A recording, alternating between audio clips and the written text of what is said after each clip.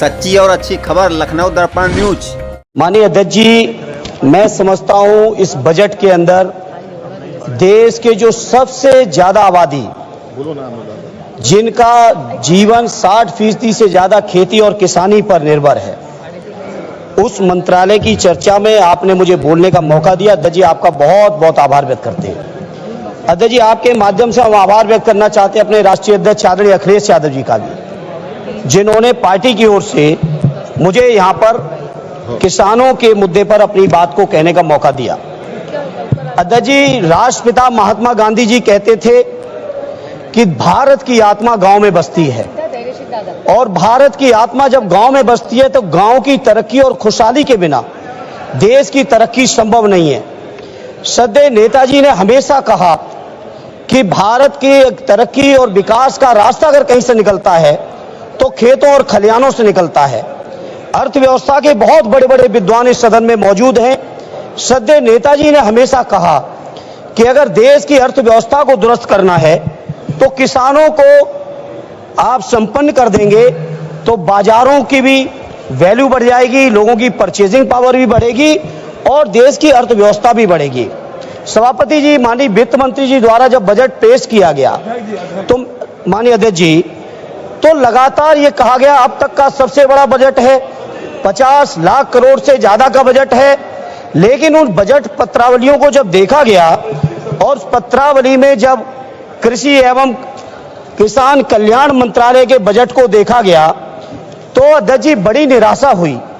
केवल 2.7% बजट का हिस्सा इस मंत्रालय को दिया गया।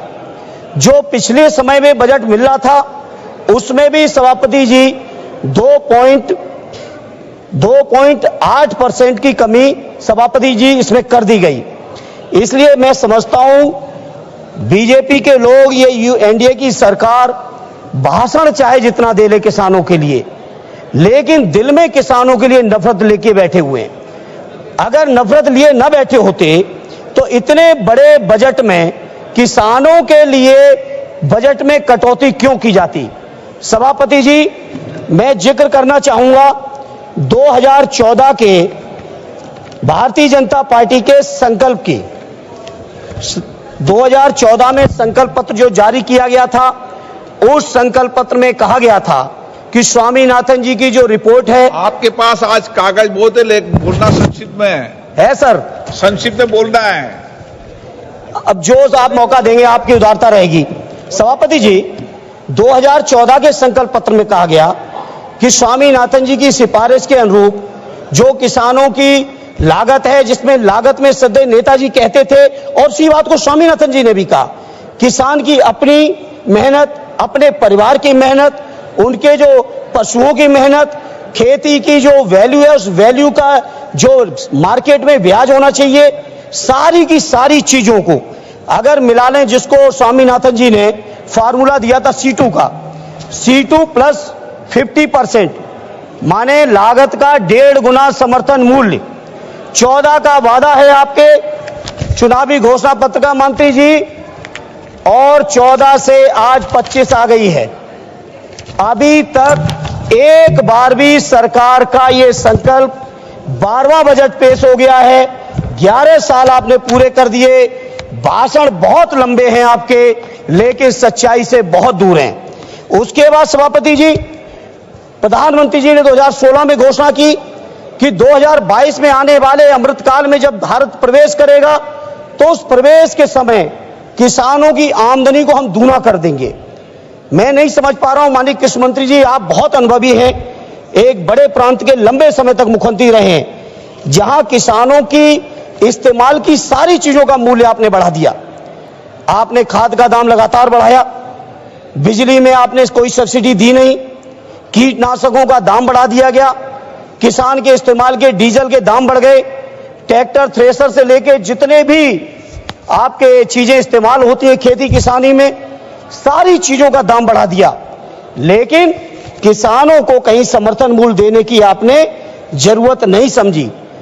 जहां आपने वादा किया था दोगुनी आमदनी का, जहां आपने वादा किया था C2 प्लस 50% का, आज मैं बड़ी जिम्मेदारी से सभापति जी कहता हूं, देश के किसानों की हालत यह है कि अगर वो कर्ज न लें तो लागत भी ऐसी लागत के बराबर भी कहीं मार्केट में मूल्य नहीं है।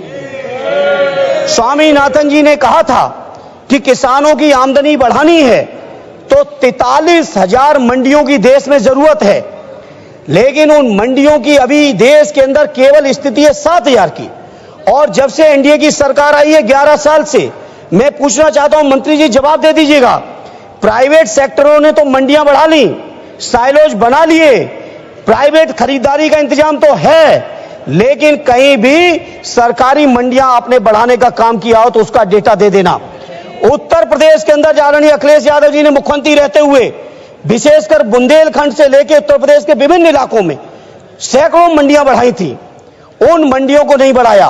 और तो और कन्नौज के अंदर आलू की, मैनपुरी के अंदर अनाज की एक बहुत बढ़िया मंडी तैयार की थी एक्सप्रेसवे के ऊपर, जिससे किसान अपनी फसलों को सीधे देश के किसी भी कोने में पहुंचा सके। उन मंडियों को भी मंत्री जी आप जानकारी जुटा लीजिएगा, उन मंडियों को भी आपकी सरकार ने नहीं बनाया। और मैं ये बात मैं इसलिए कह रहा हूं क्योंकि जब सत्ता पक्ष की तरफ से कोई खड़ा होता है तो डबल इंजन की बातें करते, डबल इंजन की बातें करते। क्या हुआ आपके उत्तर प्रदेश के अंदर डबल इंजन का? माननीय अखिलेश जी के सारे कामों को रोक दिया गया। जहां सभापति जी ये हालत है किसानों की, अंत में किसान क्या करें? कर्ज ले रहे हैं, साहूकारों के मुंह मांगे ब्याज पे कर्ज लेना पड़ रहा है, सरकार से भी कोई राहत नहीं। क्या मामूली बात है?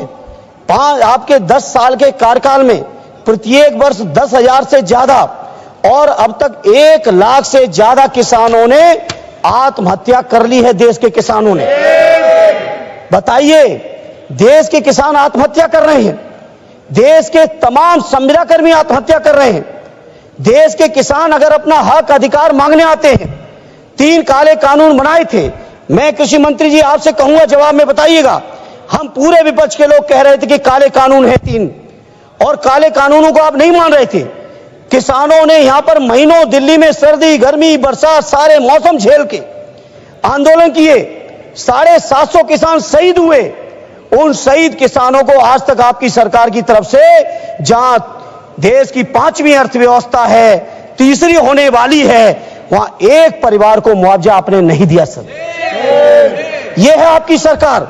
यह डंका बज रहा होगा किसी बड़े बड़े लोगों के लिए, कुछ चुनिंदा उद्योगपतियों के लिए बज रहा होगा डंका, लेकिन देश के किसानों की जो बर्बादी है वो छुपी नहीं है। सभापति जी, सभापति जी, मैं आपसे कहना चाहता हूं, जहां देश के अंदर पूंजीपतियों का 16 लाख करोड़ से ज्यादा कर्ज आपने माफ किया है, 16 लाख करोड़ से ज्यादा देश की बैंकों ने पूंजीपतियों का, बड़े बड़े पूंजीपतियों का, जिसमें चुनिंदा होंगे, हम किसी का नाम नहीं कोट करेंगे, पूरा देश जानता है, लेकिन किसानों के कर्ज की माफी की बात आती है तो सरकार एकदम चुप बैठ जाती है।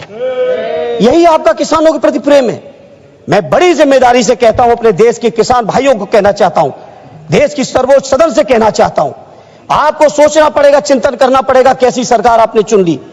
कितना प्रधानमंत्री जी के नाम पे झूठी बातों को आप विश्वास कराओगे लोगों को? अरे कितना दिया है उससे एक मिनट साहब, जितना दिया है सुन लो, उससे ज्यादा आपने जो यूरिया की बोरी 50 से 40 कर दी, उसमें काट लिया है, उससे ज्यादा आपने जीएसटी में वसूल लिया। आप बताओ ट्रैक्टर पे कितना जीएसटी है, यूरिया पे कितनी जीएसटी है, कीटनाशकों पे कितनी जीएसटी है? जीएसटी के माध्यम से आपने वसूल लिया है। एक हाथ से 1 रुपया देते हो, दूसरे हाथ से 10 रुपए खींच लेते हो किसान